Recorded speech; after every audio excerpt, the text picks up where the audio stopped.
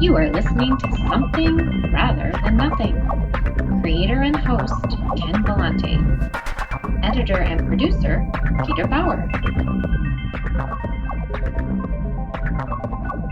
You are with Ken Vellante in the Something Rather Than Nothing podcast, and I'm very excited this week to have a guest, Brad Balukjian, who I encountered a new book he's written called Wax Pack, baseball book about maybe a throwback activity, getting a pack of baseball cards and the random component of which player's in there. What's different is that Brad got a few of them and then picked one of those cards and set out to try to visit each of the players in that pack and find out after baseball what they were doing. This pack was from 1986, and we're going to talk about that book, and we're going to talk a little philosophy, a little bit of art, a little bit of Rhode Island. He's a Rhode Island native, now on the West Coast, very much like myself.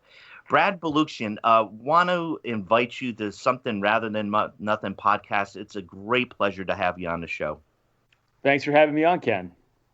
Again, my pleasure. Brad, first question, what were you like as a young kid? I was very quiet. I got picked on a lot. Like, my hardest years were middle school, junior high. An awkward stage. I was late to hit puberty and late to develop. So I had like a really squeaky voice and was really short and buck teeth and, not exactly a ladies' man. But I was also very studious. And so I kind of got shoved into the nerd camp, pretty early on there. But I was also always someone that I think didn't follow the crowd. I sort of had my strong convictions and never wanted to feel that I was being pressured to do anything. I just sort of thought for myself, very independent in that way. And I'm always been grateful that I knew exactly what I was interested in. I had my passions were very clear from a young age, and I loved baseball. I loved islands, which is something that ended up taking me all the way into my career. And, I know it's kind of odd to have a favorite landform, but but I did. I loved professional wrestling. So, I had these very clear passions that I still consider my passions today. Yeah, I love your response. It's always interesting when I talk to guests as far as, how they, viewed themselves as a young age. And, sometimes it's like somebody's a painter, they were 3 years old and like kind of painting watercolors, or right. and just then ended up just doing it later on. But you grew up in Rhode Island, which I did as well. And if I'm correct, you grew up in Greenville, Rhode Island, which is, how far is that from Providence? It's about 12 miles northwest of Providence, up in the northern part of the state. Yeah. So, and during that time when you were younger, of course, you picked up the habit of collecting baseball cards. When did that happen, and how'd you get into that? I wish I could remember the very first day I saw a baseball card, but I can't. But I do remember that my dad was a huge baseball fan and got me into following baseball. And, looking at the standings and the box scores. And then it must have been him. He brought home some cards. He collected them as a kid. Then brought me home, a pack of cards and said, hey, you might like these. And that's all I needed to, somehow the cards made it so much more tangible and real to me. And then, I just became fascinated by the players and their stats and organizing the cards and trading them and all of that. Yeah. And how did you, did it end up becoming a little bit of a habit, a little bit of an addiction? I mean, how'd you support your addiction? My allowance wasn't that big, but I was able to, get cards here and there. And I always liked, in a way, it was convenient for my wallet because my favorite players were the common cards, the kind of underdog guys whose cards were basically worthless. So I would be at my happiest buying a bunch of 3-cent common cards. I wasn't out to get all the star players. So it was a pretty affordable hobby. Brad, I want to stop you right there. A really a good part of what I'd seen on your website and the way you talk about this. I want to pause right there. I found it so interesting, and you get this into the book of, I was just kind of stumbled. My jaw dropped, and you had a favorite player, Don Carmen. I was like, I kind of, remember that name, but you're very clear in talking about, the underdog, and it's definitely a great, a great passion of mine. I work in the labor union, and when it came to baseball cards, though, I just wanted to tell you my strange thing with it. I like the big stars. I really did. Like, I remember when I first started collecting, Dwight Gooden, right? Who, of course, shows up in, doesn't show up in, it was, right. A chapter in your book. But I also like kind of the players that were personalities, even if they weren't that good, who did something kind of strange or were flamboyant or like kind of didn't follow the rules, kind of, I always found the baseball rules to be, some of the traditions are okay and some of them are just like, I think these traditions need to be, broken or something. But you talk about, just being into regular, those common cards, and you've kept that throughout. And what was it like for you talking about that when, some of your heroes or some of your favorite players were ones that were tough for others to remember? Well, yeah, I mean, I never wanted the players to think that I was like making fun of them, because I was genuinely, truly, sincerely interested in and fans of those guys. And, I mean, the reality is not those guys the underdog players don't have huge fan followings. But I think for me, it was always, and it's been a common theme in my life that I always will go and root for the group that is underprivileged or underdog or has less power. I've seen that play out in so many parts of my life. Like when I'm still adjunct faculty at a college here in Oakland, California, and the inequities and the disparities between how adjunct faculty are treated versus full-time faculty led me to become the rep for all the adjuncts in our union. So it's become a theme of mine that I feel very strongly about justice and about helping those that are not in the position of power. Yeah, and I really appreciate that, and definitely connect to the work that you do, and also wanted to thank you, for your service and helping other workers. So, before we fully blast into some of the baseball stuff, I just wanted to ask you, your process, your professor, and you have, other interests, but now you're going to be interviewed and, identified as a writer. What, writing is a particular art form. For you, what art forms do you enjoy? I mean, do you enjoy, books? What are your favorite types of art? Yeah, for me, so even though I didn't have a background in sports writing, I have actually been a writer for a long time. My first job out of college was working at Islands Magazine in Santa Barbara as a fact checker and an editor. And then I've freelanced over the years, worked for the LA Times science desk as a reporter for a summer. So I've always had this dual career of journalism and science. And this is the first time, this is my first book, and it's sort of outside my usual area because I usually write about science. But my training and what I'm really passionate about is narrative nonfiction and creative nonfiction. And that's, it's harder and harder to do that because there are fewer outlets that publish it. So it's become very financially, not very viable financially.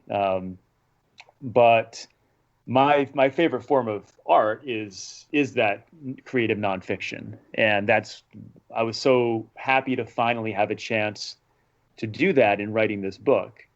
And I think creative nonfiction is just one form of storytelling, and I think storytelling is something that almost all of us can relate to or are attracted to, whether it's in movies or books. Yeah, I mean, I love to read. I would say reading is my number one form of art consumption, maybe followed by TV and movies. And in terms of art, to me, it's really fun to be able to have these vastly different careers, because in my biology professor world, which is science, it's science, very much left brain, objective analysis. And in the writing, it's very much the right brain, the creative part, the artistic part. And so I like being able to toggle back and forth between those two realms of art and science. Yeah, and it's it can be difficult. I see on the outside, to try to define or explain, who are you? I think in the book, great picture. Rick Sutcliffe kind of rolled up, and you're ready to interview him, and it's like, what's your story, buddy? Like that type of thing. And sometimes it's tough to it's tough to explain. I had interviewed recently Rachel Balkovec, who's the first female hitting coach in Major League Baseball history, working for the New York Yankees. And part of my looking at baseball was always, as I got older, I looked at it more as far as like the art of hitting, according to Ted Williams and some famous Japanese players. And I also look at at the art of pitching. But before we get into some of that stuff, what about the big question for you on art? Before we move on, what is art for you? Well, I think art is just expression, and it is how humans express themselves and their creativity. It's a form of communication. But it's personal. It's belief based. I think it's subjective. I'm actually not a good person to talk about visual arts. I mean, I'm woefully incompetent when it comes to anything sort of visual art, spatially. My artistic talents are more limited to the writing world. But in terms of, I think that in the way that science is a way of understanding the world using objective evidence and the weight of objective evidence, art is unburdened by that expectation, and that's what makes art so freeing and so art is emotional. I don't it's emotion is sort of the foundation of art, whereas there is no room for an emotion in science in terms of the actual data. Yeah, and one way I had in talking about this was with recently. I'm not sure why I'm referring to all these different episodes lately. I guess I've done enough episodes, but Dr. Erin McDonald was one of my guests, and she, she's a scientist, Ph.D. space science. She explains, dripping black holes and multiverse, but she's also a consultant creatively on science fiction shows. So it's very interesting to look at, as you try to navigate, the techne of science, in with art, and trying to meld those two, as what areas are they overlap, and you can speak cohesively about them. And right. It sounds like with your work in trying to create things, you kind of navigate that terrain a lot. Well, I think art and science are fundamentally different, but that doesn't mean that they can't coexist and work together, right? I think too often we get in trouble in science when we forget that we're all human. Scientists are humans doing science. So the science itself, we strive to be objective, but ultimately, we make mistakes, and we have our biases that seep into our work. And I think also with science does no good if it's not applied to society, and has some, science needs to inform policy in order to be meaningful and effective. And sometimes the application of science to policy and society requires more art, in the form of how you communicate. and how you interact with people. Those are all the sort of, the skills that make a great science communicator, which is very different from a great scientist. And from the art side, you look at baseball, which I think is this sort of beautiful blend of art and science. Baseball has had a huge influx of science with analytics, and Sure. and yet the game, if the game was just about analytics, it wouldn't have the power that it does. And so there's an importance of art in baseball as well. Yeah, that's just a great point. The rise in analytics and the science of it. The science and art right there. Well, let's get into the baseball. And I know you've been, the book came out, Waxback came out. I believe might have been right at the beginning of April, very recently, right? Sure. Last few weeks. Happy to see it's shown up as on the LA Times nonfiction list, correct? Yeah, I just found out this morning. I was super excited. I got an email and said, "Oh, you're on the bestseller list for the LA Times," which I had no idea. So I was very excited to see that. Especially because, the story, I don't know if we'll get into this, but the story of the book getting published itself became an underdog story and dealing with all the rejection and all of that. So talk about that. Talk about that right now, Brad. Let's launch into the Waxback. Tell the story to Waxback. How did it come about? Sure. Well, it started just as an idea in 2014 to write a book based on a pack of cards. And it's a pretty simple premise. You could write a lot of different books with that conceit. And I tinkered with different ideas, like, maybe I'll write about what happened in the 86 season, told through the perspectives of the different players. But then I realized I thought the best possible book would be one that was road trip based and that was about what happens to these guys when they're done playing. And also it provided an opportunity for me to insert myself as a character in the narrative. And I think one thing I realized in doing this, in writing the book, was how I'm, I think, at my strongest as a writer when I'm a participant in the story. I'm not so interested in writing just straight memoir, but that sort of blend of memoir and reportage in a narrative nonfiction context is sort of my sweet spot. And so I had the idea, I got the pack, I did all the research and contacted the players. That whole part, while it was challenging, went off really well. The trip was fantastic in 2015. And because I had so much interest from agents to represent me, and when you're trying to get a nonfiction book deal, you basically need to have an agent if you want to get any kind of decent financial deal from the big publishing companies, of which there are basically 5 that control all the publishing in New York. They call them the Big 5. And so my agent, we went out with the project and then started getting rejected. And then that sort of started a couple of years of writing proposals and rewriting and changing agents, and all in all getting rejected 38 times, which was really demoralizing because I never felt like the rejections were based on the quality of the work.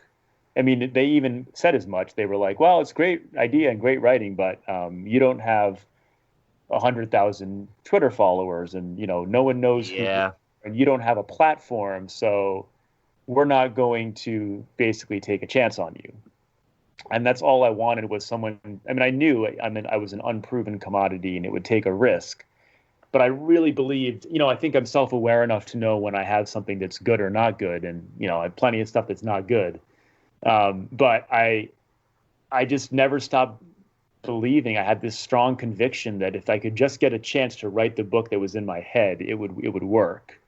And finally, the University of Nebraska Press was willing to take a chance on me and signed a deal with me. But it was for very, very little money. They're a very small publisher. They can't afford to offer big book deals. So basically, any chance of making this at all financially viable are based on selling copies now and royalties. So to see the book hit a bestseller list feels like great vindication. And that was Nebraska. That was University of Nebraska. So Brad, originally from Rhode Island, living out in Oakland, and University of Nebraska comes through. Mm-hmm. That's I've never heard it put that way, but that's a great, here you got East Coast, West Coast, and the center. Yeah, you got the call up from Nebraska, and it's good. I mean, it's fantastic that the book is out there, and for listeners, I mean, I've read the book. It's a great book. It's a sweet spot for me. 1986 baseball cards. But it's very clear, Brad, in the book about you say you're not doing straight memoir. But you're talking about your relationship to your heroes, and there's a certain randomness within the pack. Your relationship to friends, family, and your father. Did you feel that the book really ended up being about all of that, or were you surprised as something developed that you were writing and be like, I didn't mean to write about this, but here we go? Well, some of the themes came out as I met the players, like the father-son theme of how many guys had really bad relationships with their fathers. I didn't know that going in, so that became something. But I knew that I wanted to write a book that would go beyond baseball, that would be very personal, and that would ultimately, hopefully, engage the reader emotionally, and in a way that they would resonate because the reader could relate to these sort of universal themes. I mean, I think everyone has made a mistake and has had their heart broken and has been in love and has experienced fear and rejection, and so the way, if I could use my story and the baseball players' stories to get at those larger themes, I felt like that would allow the reader to emotionally invest in the whole narrative. And so I always had it was always very ambitious. I remember in the early stages when I was sort of going back and forth with the editors and the agents and the gatekeepers of publishing, they kept pushing me to make it more straight baseball. And I kept saying, it's not really a baseball book. I mean, it's really, I get it. It's really ambitious and risky because it's mixing travel and sports and memoir in this sort of unconventional way. And, most sports related books are not like this. Right. I felt that was the void that I was trying to fill. And they may have thought there was no market for it, but I always believed that there was, because it's a book that taps into your emotion.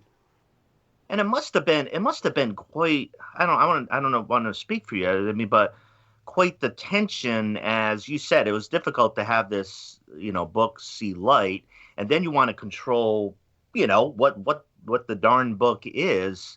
That must have taken some time in dealing with, you want to it's that dilemma. You want to get the book out there. You want it to be true to you, but you also have to, understand that you don't control all elements of it, right? Well, so when I was facing my 38th rejection, my agent at the time actually said to me, I think we've reached the end of the road here. And I said, I don't think so. And that's when I went off. I actually ended up not even having an agent with Nebraska. And to Nebraska's credit, they gave me the freedom and the space to write the book I wanted to write. And I don't know, at a bigger publisher, maybe that would have been more contentious, but I'm always grateful to my editor, Rob Taylor, and the people at Nebraska, because they said, okay, we trust you, you go do it. And I'm glad that I was able to do that. Okay, and then on the road trip portion of it, the book itself, you get into your Honda, right? Adjunct professor. You say, I'm all right. I'm going to start. So just for the listeners, without giving away all the elements of the book, I recommend the book to the listeners.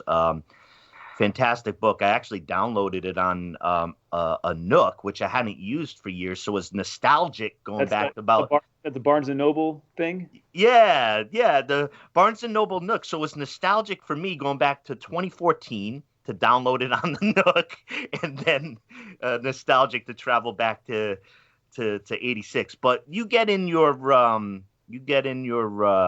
Honda. And you start your trip. So to the level you want to share, tell folks what what happens? You get in your Honda, you start visiting the players. What happens? Well, 11,341 miles of road in 7 weeks. It was basically, I'd planned the itinerary in advance, but you never know what's going to happen. So I started going down Central Valley of California, down to Southern California, and then just drove across with a bunch of zigzags. And I would get into a town and meet up with a player, and I would try to vary the environment in which I met the player for the narrative's sake. So, for example, Randy Reddy, we go bowling and go to the gym, and Rick Sutcliffe took me around his neighborhood where he grew up and his high school, and I watched kung fu movies with Gary Templeton. So it was fun to do a lot of different things with the players. And then when a few of the players that were more famous did not want to talk to me, those chapters are about the rogue and kind of unorthodox tactics that I use to try to find them. And those chapters are kind of entertaining, I think. And so for folks who might not be familiar with baseball cards, I believe in that year there would have been 15 cards, right? Mm-hmm. How many players did you end up visiting? So there were, of the 15, one of those cards with a checklist.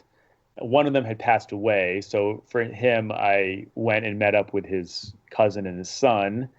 So that's 13. Of the 13, I think I got extensive time with 9 of them, briefly met another one, and so there were 3 that I never really got to meet. I was, as I mentioned, I'm from Pawtucket, Rhode Island, with the Pawtucket Red Sox. Actually, I think I might say, I don't know if this is their last year. They're moving. I think they're gone, yeah. Yeah, they're moving to Worcester. They moved to Worcester. Big controversy from where I'm from. But Pawtucket Red Sox are the AAA, the highest level before you get to the major leagues. And a famous family-friendly venue in Pawtucket, Rhode Island, where you actually, I think you ended up there for a bit in the boating journey. Exactly. Yeah. What were your impressions of McCoy Stadium in Pawtucket, Rhode Island? Well, it's funny because I went to McCoy many times as a kid on class trips, and the Paw Sox were like just a fun, cheap night out. But when you're a kid, you don't see the world in the same way as you do through adult eyes. And so coming back and seeing it in my mid-30s, I remember just being struck by how much of a time capsule it seemed to be, and that like you're in this very blue collar suburban neighborhood, and all of a sudden you hit a minor league baseball stadium. It's not like it's surrounded by a lot of retail and and sort of a modern look. Yeah. And I love that. I love that it's just this neighborhood ballpark, very sleepy, hasn't changed a lot. And so yeah, I went there to meet up with Richie Hebner, who was coaching a minor league team that was in town to play the Pawtucket Red Sox. Yeah, and yeah, that's right. Of course, you had been to a few games. I had gone to a lot, and I mentioned in a separate, just a message to you. In '81, there was the longest baseball game in baseball history that my dad took us to. I think we were there to about the 11th of the 33 innings. Yeah, I remember as a kid they would give away the cup that you would get your soda in was. Oh my gosh! Yeah. The 32 innings, and then they resumed the game another day, right? Yeah, and let me tell you just a quick thing about McCoy Stadium, and I had my brother and I were really big into getting autographs, and access in Pawtucket was really good, so it was really a special thing. I don't know if you remember. I mean, sometimes you'd have a top-notch Major League Baseball player, on a rehab assignment. Or up-and-coming stars that it isn't like after the game ended that everybody was accessible, right? I mean, it's baseball. Right. Some guys are really big, and they want to go to the bar, they want to get out after a long game. But a lot of players stuck around and spent the time. And for me, the baseball experience was, prior to the game, getting a lot of Yeah. autographs, and then after the game was really a 5 to 6 hour Yeah. trip. And so you went quite a few times, and I'd imagine you had a nice experience going to the Pawtucket Red Sox games when you were younger, right? Yeah, it's funny in the book. I actually went and went before the game and saw a bunch of the fans getting autographs, and that's a scene that I think is just part of the baseball experience. Yeah. Well, one of the questions I have on baseball, and you're an educated guy with a Ph.D. A lot of different interests. I've always found baseball to be just a top subject for me. And I have a lot of idiosyncratic, non-traditional views on baseball myself.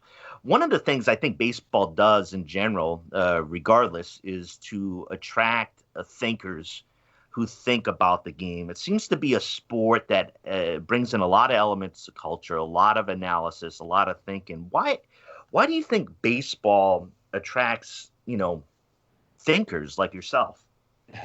Well, I think it's been around forever. I mean, it's the oldest sport of the major sports, and I think that it's really that it's slow. I mean, I think a lot of the reasons why people don't like it are the reasons why people that are, maybe more literary or as wanted sort of deep thinkers, they like baseball because it provides all this time to think and analyze and reflect. And I think baseball is the ideal sport for building relationships because of all that downtime. And there's also, there's a lot of unseen strategy that serious fans are aware of. And of course, it's a very quantitative game in terms of all the statistics and the analysis. And so people get really into that. I mean, I'm not as interested in the granular details of all that, but I think the sport's again, its sort of languorous pace is very conducive to a literary feel to it. It's something to do between innings, almost, right? Even between pitches. I mean, yeah. Between pitches, right? There's a component. In the book that struck me as a big theme, and I think it fits into a kind of popular baseball stereotype, right? The guy on the road, right? The stress on the family. And I had the weird anecdotes, like around when I talk about when I was talking about, the autographs, getting autographs after the game, it sounds, like, quaint and nice, and it really is. But there was also the John after the game with prostitutes with him for the players. It was very clear, like and there's this it's kind of like the underbelly of Pawtucket that was readily apparent where I grew up. But you talk about relationships in the book, and you talk about guys on the road. I think they always say you're on the road. So even after they might have retired, they would be on the road. They'd be moving up through the coaching ranks in single A or double A. I mean, that become a huge piece of, as far as the tension on family, the stress on family, or what family is. That seemed to be a huge theme that just really emerged from your book. Yeah, no, I think that's exactly right. I mean, the road trip motif, I think, works really well for the book because of the fact that baseball is this game that's so associated with all the travel and being on the road, and it just brings up all these stresses and challenges that are very, very difficult to deal with. So right now, one of the questions I have, given the radical changes in the world with the coronavirus, and there's a lot of discussion around, what is the role of art or books or sports in a pandemic. A lot of baseball fans are waiting for baseball, but of course it has to be safe on a level, that we would understand. What do you find the role right now for, say, sports right now, in a pandemic, as far as what people need and what we can expect?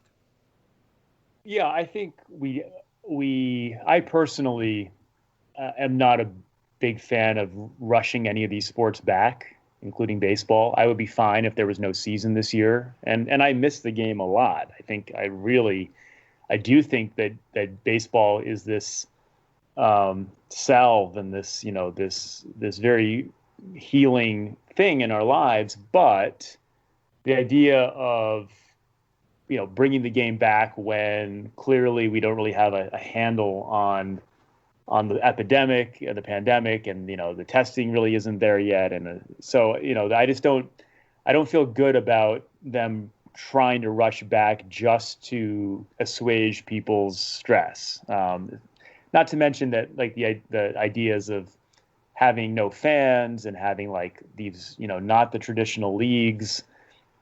I just think it's unnecessary, and I think it's the owners really just wanting to save some money. They're going to lose their shirt just like everyone else is losing their shirt right now. So while I recognize the vital importance of sports in our society, I don't really advocate rushing them back. Yeah, well, I want to talk just Oakland for a second. Oakland Coliseum has a bad rap. Had a bad rap before I went to it. I love the Oakland Coliseum for very particular reasons for me, including the price to get really nice seats. Absolutely. So I love the Oakland Coliseum. I've been a few times. When I moved to the West Coast, I started going. I'm like, I like this place. What are your impressions of the Oakland Coliseum? Yeah, I love it. I mean, I talk about it in the book, same reasons you do. And I mean, to me, a baseball field is a baseball field. I mean, yeah, it's nice. I mean, again, maybe if you're going with a family and you want entertainment, but to me, the entertainment is on the field. So I'm fine with it being kind of a dump. And as you say, you can go really cheap. I mean, last year I had the A's access, and you get tickets to all 81 games for $280. It's incredible. Whoa. Yeah.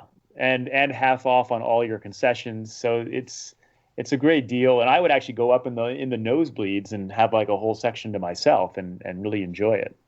Because, I mean, for me, it's also like I'm happy going to a game by myself. It's very meditative for me.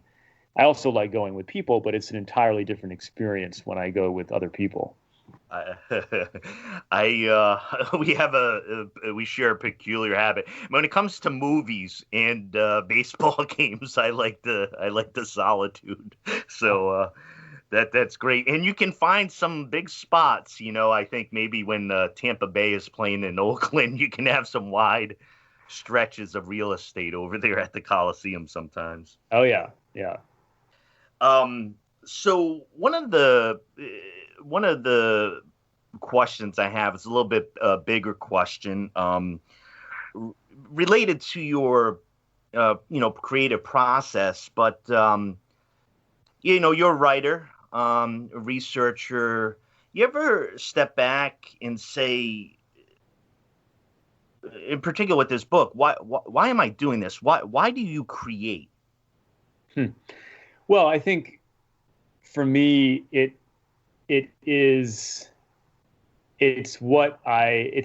curiosity. It's like inveterate curiosity that's just inside of me, and I have this passion for learning and for finding things out that fulfills me. It's that process of learning and answering questions brings me happiness. I really enjoy that process. I think where I like then sharing that with other people and hope that other people relate to whatever it is that I create. But it's really coming from, this sort of whatever it is that I happen to be passionate about, wanting to there's the element of wanting to find out, but then also wanting to share it in a way that is artistic and that resonates with other people. And I think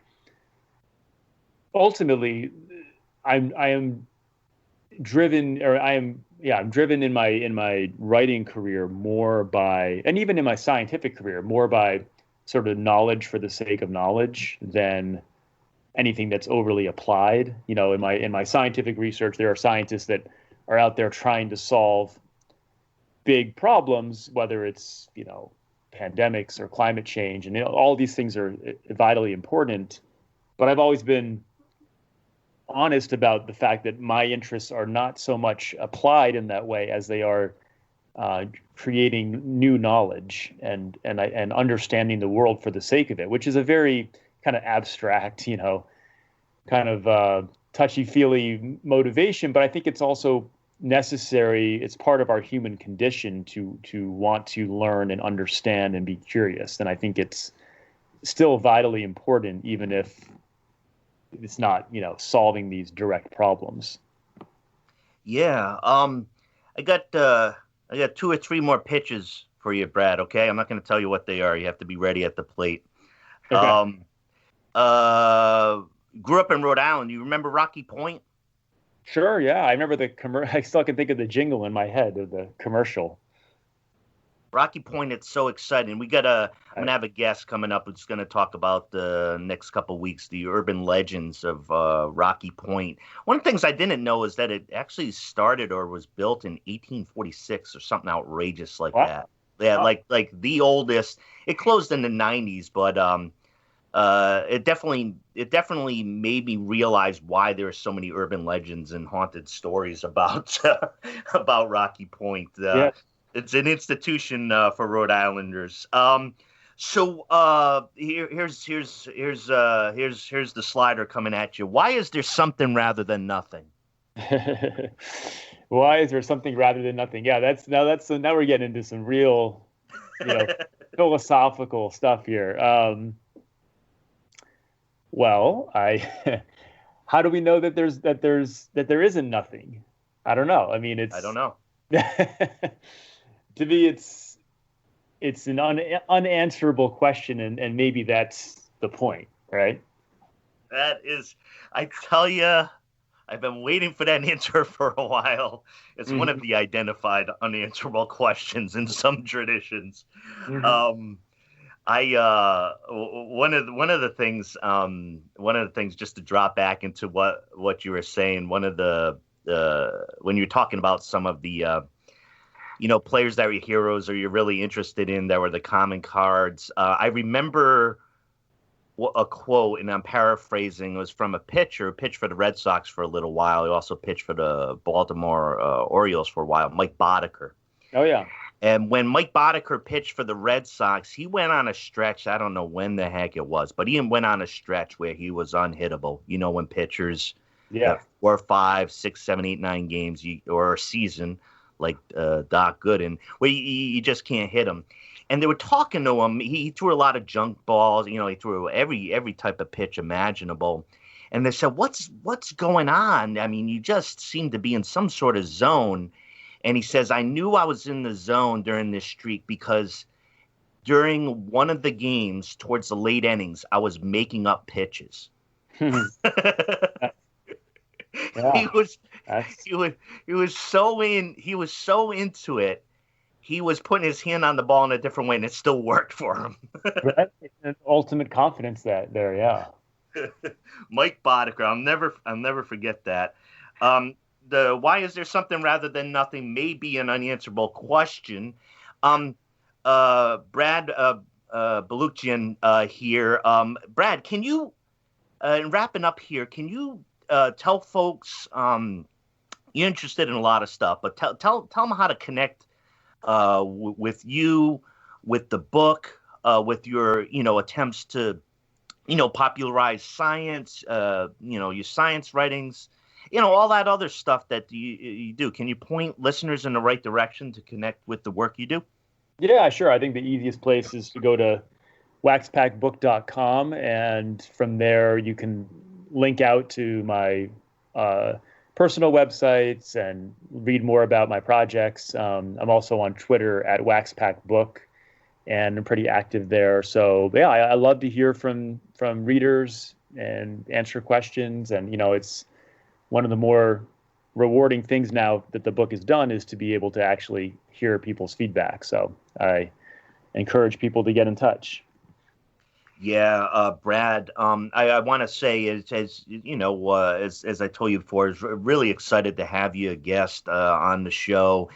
And, when you put something out there, like you have a book that is, personal and about, a topic that people enjoy and, has nostalgic elements, there's a lot of power to those words. And, just for you as an author, I mean, just to pause and say, it's a great experience to read about some of the common elements of the human experience and about life and family that's in the book, but also just to be talking about things that you forgot, baseball players that you forgot, anecdotes that you forgot. And I think your book kind of pulls all these pieces together. So it's really a significant work for me, and I just wanted to, sincerely and directly thank you for, your journey, and I think, 5-6 years for you to, get it out there. 38 rejections. I tell you, brother, I don't know how to, I try my best with meditating on it. I don't know how to handle, 4 or 5 rejections. 38's a lot. So I appreciate your perseverance in putting this out, and really applaud you, and showing up on the New York Times nonfiction list. Wish you a lot of success with this book. It's great work you're doing, brother. Well, thank you. And I appreciate that. I've done a lot of interviews, but a lot of them ask the same questions over and over. So I really appreciated you coming, having some really original questions and thinking more broadly about art and beyond just the scope of the book and what it's about. So it's always fun to have a conversation about these bigger things. Thanks again, Brad. Great luck and fortune in your efforts. And as we hope and cross our fingers and pray, or whatever anybody wants to do about things, coming back to normal with travel, or when safeguards are in place, I hope, that whatever the equivalent of, the road trip and what you could do in the future, comes about for you. But again, deep thanks, Brad Balukjian, author of The Wax Pack. Thank you for stopping by Something Rather Than Nothing, and really appreciate your time. It was a pleasure. Thanks for having me. Okay. Take care, brother. Thank you. All right. You too.